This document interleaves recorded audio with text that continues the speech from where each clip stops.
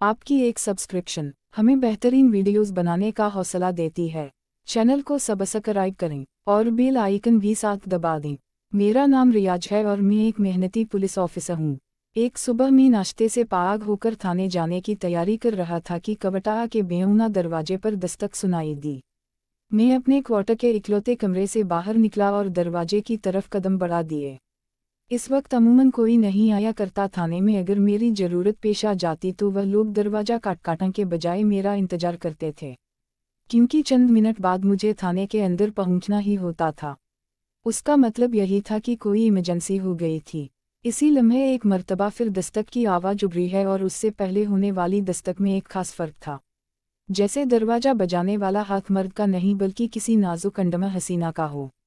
कोई हसीना सुबह ही सुबह मेरा दरवाज़ा काटने क्यों चली आई। मैं यह सोचते हुए जहन उबुआ करके बेऊना दरवाजे पर पहुंचा, और उससे पहले कि वह तीसरी दस्तक की आवाज़ उभरती मैंने कुंडी गिराकर दरवाज़ा खोल दिया। खोले हुए दरवाजे ने मेरे अंडर की तस्दीक कर दी, और तस्दीक भी डबल। वह एक नहीं बल्कि दो हसीनाएं खड़ी थी। मैंने सवालिया नज़रों से बारी बारी उनके काओं का जायजा लिया और कड़ा सख्त लहजे में पूछा, क्या बात है, तुम दोनों कौन हो और यहाँ क्या लेने आई हो? उन्होंने बैक वक्त दाएं बाएं देखा, जैसे यह अंदाजा लगाने की कोशिश कर रही हो कि उन्हें वह किसी ने देखा तो नहीं।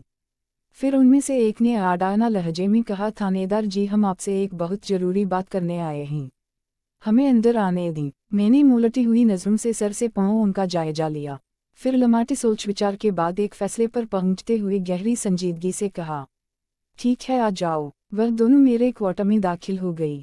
मैंने बेऊना दरवाज़ा भीतर दिया और उन्हें अपने पीछे चिल्लाते हुए कमरे में ले आया। मैं खुद एक कुर्सी पर बैठ गया और उन्हें चारपाई पर बैठने को कहा। उन्होंने फ़ौरन मेरे हुक्म की तामील कर दी। वो दोनों तकरीबन हम नज़र आती थी, लेकिन कदो कामत में एक दूसरे से मुख्तलिफ थी। उनमें से एक दराज कामत और गंडमी रंगत की थी, जबकि दूसरी पिस्टमटा और गोरी चट्टी थी। यह लड़की हसन और जमाल में भी दूसरी दराज कद लड़की से कहीं बढ़कर थी। मैंने बारी बारी उनके काओं का जायजा लेते हुए कहा, बताओ, आप लोग मुझसे कौन सी ज़रूरी बात करने आई हो, और उधर थाने में आने के बजाय मेरे क्वार्टर का रुख क्यों किया? लेकिन उन सवालात का जवाब देने से पहले अपना टापा भी करा दो।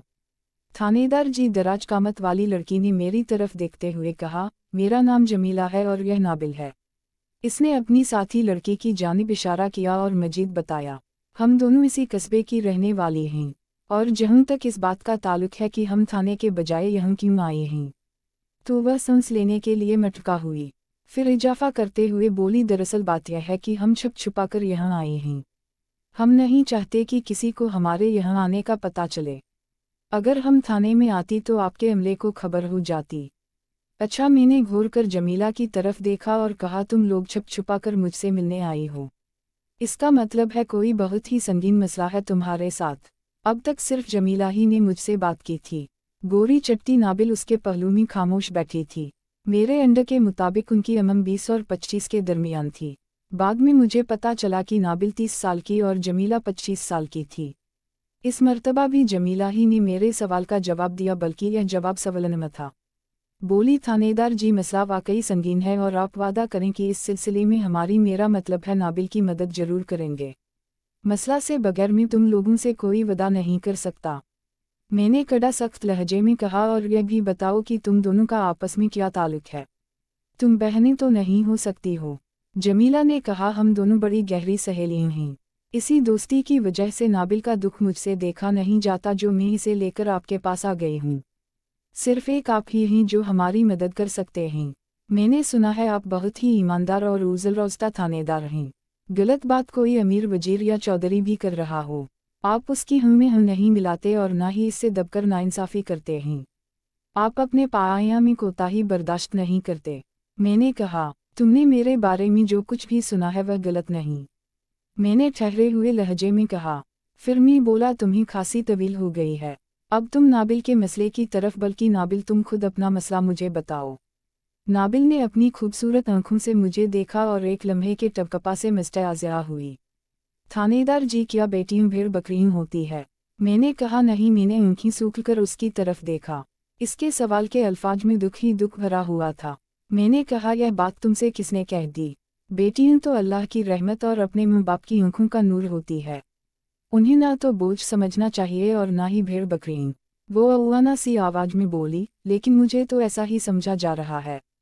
इसकी गलगई को देखते हुए मैंने कड़ा नरम लहजे में पूछा, नाबिल लगता है तुम्हारे घर में कोई गड़बड़ चल रही है। काजूसना तुम्हारे रिश्ते और शादी के हवाले से मेरा अंदाजा बिल्कुल दुरुस्त साबित हुआ। इसने चुनकर मुझे देखा और रिश्ताई लहजे में पूछा, आपको यह बात किसने बताई? मैंने कहा, तुम्हारी डबडबी हुई आंखों और रुंध हुई आवाज ने। मैंने ठहरे हुए लहजे में कहा, मुझे टाई डाई करते हुए कई साल हो गए हैं। जिस तरह तुम अपने हाथों और उनकी उंगलियों को पहचानती हो, बिल्कुल वैसे ही मैं अपने पास आने वाले लोगों और उनके मसाइल से वाकिफ हो जाता हूँ। मैं लम्हे भर के लिए मटकपा हुआ, एक गहरी सांस खारिज की और अपनी बात मुकम्मल करते हुए कहा, नाबिल तुम्हारी आना कैपाइटा और हालत को देखते हुए मैं दावे से कह सकता हूँ कि तुम्हारे वलिदैन जबरदस्ती तुम्हारी शादी किसी ऐसे शख्स से करना चाहते हैं जो तुम्हें ज़रा भी पसंद नहीं, और यह कि तुम किसी और को पसंद करती हो। नाबिल के चेहरे पर एक रंग सा आकर गुजर गया। इससे पहले कि वो मेरे इस्तेयासा के जवाब में कुछ कहती, जमीला जल्दी से बोल उठी। इसके लहजे में दुनिया जहान की हैरत सिमट आई थी। थानेदार जी, किया यह कहानी हमसे पहले ही आपके पास पहुंच चुकी है? नहीं ने कती अंदाज में कहा, पहले तो तुम दोनों पहुंची हो, फिर यह कहानी। मैंने बताया है ना, मैंने अपने तजुर्बे और मसाडे की बना पर नाबिल के बारे में एक अंदाजा कायम किया है और मुझे कभी उम्मीद है यह अंदाजा गलत नहीं हो सकता। आपने बिल्कुल ठीक बताया है। थानेदार जी, नाबिल अकीदत भरी नज़रों से मुझे देखते हुए बोली। मैंने कहा, तुम लोगों की आमद से कब मैं थाने जाने की तैयारी कर रहा था, वह मेरा इंतजार हो रहा होगा। तुमने जो कुछ भी कहना है मुख्तसर और मज़्ज़ा अल्फाज में कह डालो, वरना उधर से अगर मुझे कोई बुलाने आ गया तो तुम्हारी मेरे पास मौजूदगी का राज खिल जाएगा और तुम लोग ऐसा नहीं चाहोगी। नाबिल ने सहमी हुई नज़रों से जमीला की तरफ देखा और रिश्ताई लहजे में बोली, जमीला तुम ही जल्दी जल्दी थानेदार जी को सब कुछ बता दो, मैं ठीक तरह बात नहीं कर सकूंगी। फिर नाबिल ने जमीला को इशारा किया तो जमीला शुरू हो गई। आइंदा 10 मिनट की गुफ्तगू में नाबिल के जो ताज़ा तरीन हालात मुझ तक पहुँचे, मैं उनका खुलासा आपकी खिदमत में पेश करता हूँ ताकि आगे बढ़ने से पहले आप भी नाबिल के पसमनाह से आगाह हो जाए। जैसा कि मैंने शुरू में बताया है, नाबिल निहायत ही हुसैन जमील और पुरकज़िस लड़की थी। ऐसी लड़कियों के लिए बाज़ औक़ात उनकी खूबसूरती ही सबसे बड़ी मुसीबत बन जाती है। बेचारी नाबिल के साथ भी कुछ इसी नेयता की सूरत हाल थी। वो गंभी के एक नौजवान अनवर अली को पसंद करती थी और जाहिर है इससे शादी भी करना चाहती थी, लेकिन इसकी मां आयशा बीवी को इसके जज्बात, आसटा और पसंद की ज़रा परवाह नहीं थी। वो अपनी मर्जी से ज़बरदस्ती उसकी शादी चौधरी मुश्ताक से करना चाहती थी। नाबिल के मुताबिक चौधरी मुश्ताक एक ऐसा शख्स था और उम्र में भी इससे बड़ा था। शादी का लफ्ज़ तो वह इसकी मुँह को तसल्ली देने के लिए इस्तेमाल कर रहा था, वरना उसकी नज़रों में नाबिल की हैसियत किसी खूबसूरत खिलौने से ज़्यादा नहीं थी। वो एक शादीशुदा शख्स था।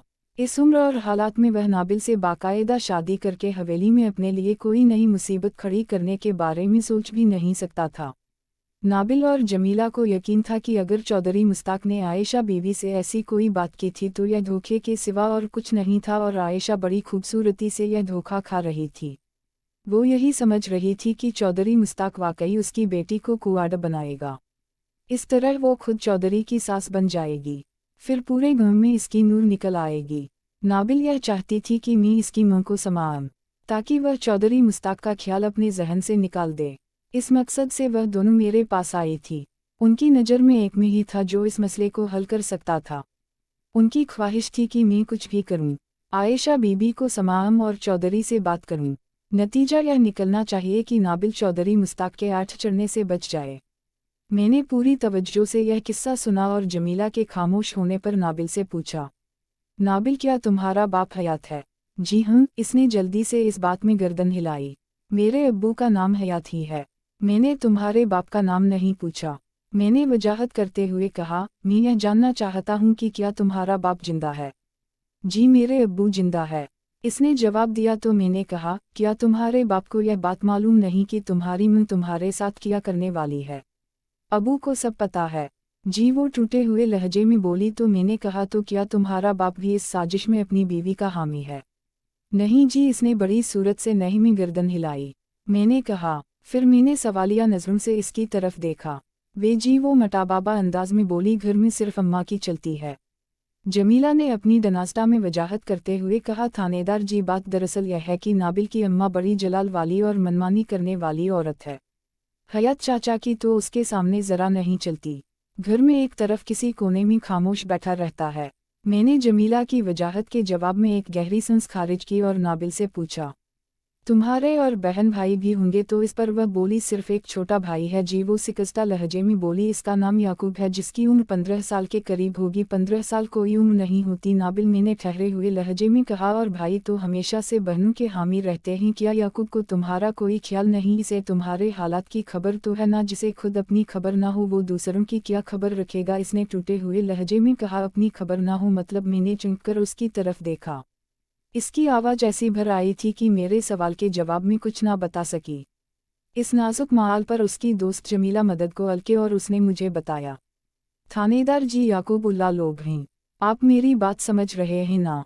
मैंने कहा, बिल्कुल समझ रहा हूँ। मैंने इस बात में गर्दन हिलाते हुए कहा, सच्ची बात तो यह है कि नाबिल के हालात सुनकर मेरे दिल में उसके लिए हमदर्दी के जज्बात उभर आए थे, और मैंने इसी वक्त यह फैसला कर लिया था कि इसे इस मुसीबत से जरूर नाकलूंगा। लिहाजा मैंने इससे मुखातिब होते हुए कहा, नाबिल, तुम बेफिक्र होकर घर जाओ और आइंदा के लिए छुप छुपाकर थाने मेरे क्वार्टर में आने की ज़रूरत नहीं। मैंने तुम्हारा मसला बड़ी तवज्जो से सुन और समझ लिया है। मैं अपने तौर पर थोड़ी तफ्तीश करूँगा। अगर तुम्हारे बयान करदा हालात में सदाकत नज़र आई तो यह मेरा तुमसे वदा है कि आयशा बीबी तुम्हारी मर्जी के खिलाफ ज़बरदस्ती कहीं भी तुम्हारी शादी नहीं कर सकेगी। इस सिलसिले में तुम बिल्कुल मटनी हो जाओ। बहुत बहुत शुक्रिया थानेदार जी, वो टस्काना लहजे में बोली, और आप पूरा भरोसा रखें कि मैंने एक ज़रा सा भी झूठ नहीं बोला। अच्छी बात है, मैंने सरसरी अंदाज में कहा। फिर रोए सुखन जमीला की तरफ मुड़ते हुए पूछा, जमीला, तुम्हारे साथ तो ऐसा कोई मसला नहीं है? नहीं जी, इसने जल्दी से नहीं में गर्दन हिला दी। अम्मा अब्बा तो बहुत अच्छे हैं जी, नाबिल ने इंकसाअंदा लहजे में बताया। फिर बोली, मेरा मतलब है जमीला की अम्मा और अब्बा, में तुम्हारा मतलब समझ गया था। मैंने इस बात में सर हिलाते हुए कहा। जमीला बोली, नाबिल वाकई सच कह रही है थानेदार जी, मेरे अम्मा अब्बा बहुत ही समझदार हैं। उन्होंने अपनी औलाद के लिए हमेशा अच्छा सोचा है। मुझे यकीन है हमारी शादियां बड़े आमो अमान से हो जाएंगी। तुम लोग कितने भाई बहन हो? इसके खामोश होने पर मैंने पूछा, हम 3 बहनें हैं। जमीला ने बताया, हमारा कोई भाई नहीं। बेटी या बेटा देना कुदरत के हाथ में है। मैंने ठहरे हुए लहजे में कहा, उन मामलात में इंसान का बस नहीं चलता। वैसे भी बेटी अल्लाह की रहमत होती है। तुम बहनों को भाई की कमी तो जरूर महसूस होती होगी, लेकिन इस दुनिया में सबको सब कुछ नहीं मिलता। कुदरत की तरफ से जो अता हो इसका शुक्र अदा करना चाहिए, और जो भी माआमी हो इस पर सब्र करना चाहिए। इस हिकमत को अगर अमली जिंदगी में दाखिल कर लिया जाए तो जीवन बड़ा परसुकून हो जाता है। उन्होंने मेरी हिदायत पर अमल करने का वदा किया तो मैंने तसल्ली तसही देकर उन्हें अपने कवटा से रुखसत कर दिया। उनके जाने के बाद मैंने जल्दी जल्दी यूनिफॉर्म पहनी और अपनी ड्यूटी पर हाजिर हो गया। थाने के हालात मामूल के मुताबिक थे। इस रोज में खिलाफ मामूल थोड़ी टकिया से थाने पहुंचा था, लेकिन थाने के अमले ने मेरी इस दया को महसूस नहीं किया। मैं थाने आया तो एएसआई वहीद राठौर मेरे कमरे में आ गया। वहीद एक टबका और समझदार पुलिस अलकारा था। मुझे इस थाने में तैनात हुए अभी चंद माह ही हुए थे, और इस मकाटसाज़ी मुद्दत में मैंने वहीद के जौहर देख लिए थे। वह एक ऐसा शख्स था जिस पर मुकम्मल भरोसा किया जा सकता था। मैंने आजमाइश के लिए 1-2 मिशन में इसे अपने साथ भी रखा था और उसकी काकाडगी को तसल्ली बख्श पाया था। पाक औकात में वह मेरे कमरे में आ जाता और हमारे दरमियान दुनिया के हर मऊ पर आडना गपज़िपा होती रहती थी। वहीद राठौर का शुमार उन लोगों में होता था जिनसे पहली ही मुलाकात में दोस्ती हो जाया करती है। इस रोज भी मैं और वहीद अपनी फुर्सत और पागता पर बात कर रहे थे कि यह चाचा कुदरत को पसंद नहीं आया, और दोपहर से पहले ही हमारे लिए मसा फेटा की भरमार हो गई। टिनाका ऐसे मामलात आ पड़े थे कि उन्हें निपटाने में शाम हो गई। ज़रा सांस लेना नसीब हुआ तो मुझे याद आया कि नाबिल वाले मसले पर मुझे वहीद राठौर से बात करना थी। वहीद इसी गांव का रहने वाला था। मकमी होने के नाते इसे यह आसानी हासिल थी कि वह वहाँ के लोगों को मुझसे ज़्यादा जानता था और उनके हवाले से यह निस्बत ज़्यादा सालटा के साथ मालूमात इकट्ठी कर सकता था। मैंने फ़ौरन ही इसे अपने कमरे में बुला लिया। वहीद आकर मेरे सामने बैठ चुका तो मैंने इसे मुखातिब करते हुए कहा, तुम इसी गांव के रहने वाले हो। यहाँ के लोगों के बारे में तुम्हें सब कुछ मालूम होगा। मैं गलत तो नहीं कह रहा ना? वहीद राठौर की उम्र 35 साल के करीब रही होगी। वह पक्के रंग का एक दराज कामत शख्स था। इसने खासी भारी मूछें रख छोड़ी थी। सर के बाल आधे से ज्यादा उड़ चुके थे। वो कमगो था और ठहर ठहर कर बोलता था, लेकिन मुझसे गुफ्तगू करते हुए इसकी कमगोई गायब हो जाती थी। अलबत्ता लहजे का ठहराव बरकरार रहता था। मेरे सवाल के जवाब में इसने बताया, रियाज साहब, इस गांव के एक एक बंदे को जाने का दावा तो मैं नहीं कर सकता, लेकिन यह है कि तकरीबन सभी से दुआ सलाम है। मगर आप यह क्यों पूछ रहे हैं? क्या कोई मसला खड़ा हो गया है? इसने अपनी बात को सवालिया जुमले पर छोड़ा तो मैंने कहा, फ़िलहाल तो कोई मसला नहीं है, लेकिन रोकथाम ना की गई तो आगे चलकर मसला पैदा हो सकता है। मैं सांस लेने के लिए मटका हुआ, फिर इजाफा करते हुए कहा, दरअसल मैं गांव के चंद लोगों के बारे में मालूमात हासिल करना चाहता हूँ। उन्हें चौधरी मुश्ताक हयात अहमद और उसकी बीवी आयशा बीबी, उन दोनों की बेटी नाबिल और बशीर के बेटे अनवर अली के नाम शामिल है। वहीद राठौर ने सोचती हुई नज़रों से मुझे देखा और बोला, रियाज साहब, उन तमाम अयाड से तो मैं अच्छी तरह वाकिफ़ हूँ, लेकिन मेरी समझ में यह बात नहीं आ रही कि आपको उनके बारे में किस किस्म की मालूमात दरकार है। मैं समझता हूँ, मैंने ठहरे हुए लहजे में कहा। मुझे पता चला है कि हयात अहमद की बीवी आयशा अपने कावंड को जूते की नोक पर रखती है। घर के किसी मामले में इसको शामिल नहीं किया जाता और आयशा बाला ही बाला नाबिल की शादी चौधरी मुश्ताक से करने वाली है, जबकि नाबिल चौधरी से शदीद नफरत करती है। वो बशीर के बेटे अनवर अली को पसंद करती है। यह है सारी कहानी में लम्हे भर के लिए मटवाया हुआ। फिर इजाफा करते हुए कहा, मैं इस कहानी की हकीकत जानना चाहता हूँ ताकि आइंदा के लिए लाहा अमल तैयार किया जा सके। इसने बड़े ताम्मल से मेरी बात सुनी और मेरे खामोश होने पर ठहरे हुए लहजे में बोला, रियाज साहब, मैं बशीर के इकलौते बेटे अनवर अली को तो जानता हूँ, लेकिन मुझे यह पता नहीं कि कोई नाबिल इसको पसंद करती है। मैंने कहा, ठीक है, तुम आज ही इस मंज़ब पर काम शुरू कर दो। मैंने फैसला कुल लहजे में कहा, और जैसे ही कोई मज़बटा मनही नतीजा सामने आए तुम फ़ौरन मुझे आगाह करो। इसके बाद मेरा काम शुरू होगा। आपका हुक्म सर। आंखों पर रियाज साहब, वहीद राठौर ने पामबाडाई से कहा, लेकिन मैं समझ नहीं सका कि आप किस केस पर काम कर रहे हैं। मैं समझाता हूँ, मैंने ठहरे हुए लहजे में कहा, वहीद, तुम मेरे भरोसे के आदमी हो, इस बात को खुद तक ही महदूद रखना। मैंने ज़रा टपकपा करके एक गहरी सांस खारिज की और संजीदा लहजे में कहा, वो दरअसल आज सुबह आयशा की बेटी नाबिल अपनी एक सहेली जमीला के साथ मुझसे मिलने आई थी। इसने मुझे इन तस्वीसनाका हालात से आगाह किया है और साथ ही रोते हुए मुझसे यह इल्तजा भी की कि मैं किसी भी तरह इस शादी को रोकने की कोशिश करूं। वो चौधरी मुश्ताक से शदीद नफरत करती है। इसकी ख्वाहिश तो यही है कि बशीर के लड़के से इसकी शादी हो। मुझे तो नाबिल बहुत ही दुखी और सितमज़दा लगती। वहीद बोला, जो हालात अपने बताए हैं इनकी रोशनी में तो नाबिल वाकई हमदर्दी और मदद की मस्ताड है। वह इस बात में गर्दन हिलाते हुए बोला, जिस हद तक मुमकिन हो और हमारे इख्तियार में हो हमें इसकी मदद भी करना चाहिए। वह चंद लम्हाटा के लिए खामोश हुआ, फिर मुझसे सवाल कर दिया, रियाज साहब, नाबिल आज सुबह किस वक्त थाने आई थी? मैंने कहा, वह थाने नहीं बल्कि मेरे क्वार्टर पर आई थी। इस वक्त मैं थाने आने की तैयारी कर रहा था, इसीलिए आज मैं कड़ा देर से अपने कमरे में पहुंचा। ओ, इसने मटा सपाना लहजे में कहा, रियाज साहब, आप मुझे सिर्फ 2 दिन दे दें। मैं तीसरे दिन इस मामले की मुकम्मल रिपोर्ट आपकी खिदमत में पेश कर दूंगा। ठीक है, मैंने फैसला कुना अंदाज में कहा, इस मऊ पर हम 2 दिन बाद यानी तीसरे रोज बात करेंगे। इसने इस बात में सर हिला दिया। एएसआई वहीद राठौर ने मुझसे 2 दिन की मोहलत ली थी, लेकिन इसे यह ताक़ीक़ मुकम्मल करने का भरपूर मौका ना मिल सका, क्योंकि दूसरे दिन की सुबह को एक ऐसा वाक़या पेश आया कि यह मामला किसी और ही संचे में ढलता हुआ दिखाई देने लगा।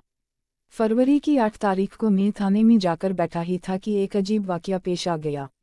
मुझे अपने कमरे के बाहर शोर सा सुनाई दिया, जैसे चंद अयाडा आपस में झगड़ा कर रहे हो। मैंने कांस्टेबल गिलया को आवाज़ देकर इसे अपने पास बुलाया और सूरत हाल जानने की कोशिश की कि गिलया, यह बाहर किया मछली बाजार बना हुआ है। इसने जवाब दिया, रियाज साहिब, चौधरी के बंदे एक जवान को थाने लाए हैं। वो इसके खिलाफ कोई अगवा की रिपोर्ट दर्ज करवाना चाहते हैं। कौन है वह बडबकाटा? मैंने कांस्टेबल से इस्तेसा किया। वो कमाटा बडबकाटा यह है। थानेदार साहब कांस्टेबल के बजाय किसी और ने मेरे सवाल का जवाब दिया। मैंने निगाह उठाकर गिलया के कबा में देखा। खिले हुए दरवाजे में बोलने वाले का चेहरा नमुदाह हो चुका था।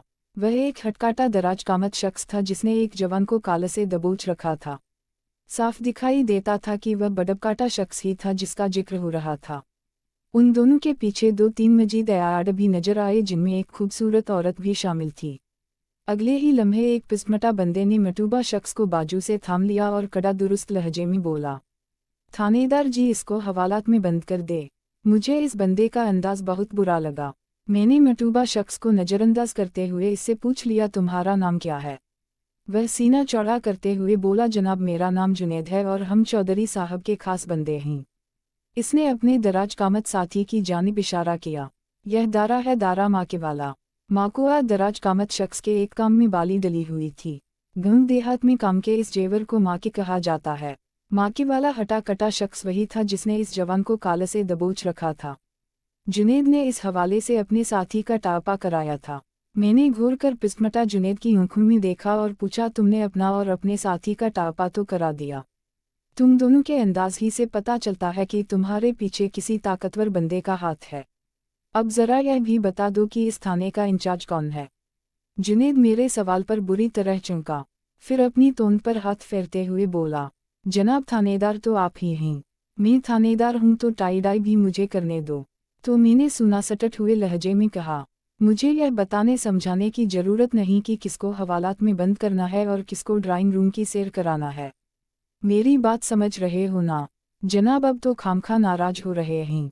दारा माँ के वाला ने बिगड़े हुए लहजे में कहा, हम तो एक मुजरिम को पकड़कर आपके पास लाए हैं और आप उल्टा हमें ही हिलकर रहे हैं। मैं उल्टा हिलकर रहा हूँ या सीधा, इसका फैसला तो बाद में होगा। मैंने टाकमना अंदाज में कहा, दारा तुम पहली फुर्सत में इसका काला छोड़ दो। दारा ने एक लम्हे के लिए मुझे मटाबाबा नज़र से देखा, फिर इस मस्किना सूरत शख्स को अपनी गिरफ्त से आज़ाद कर दिया।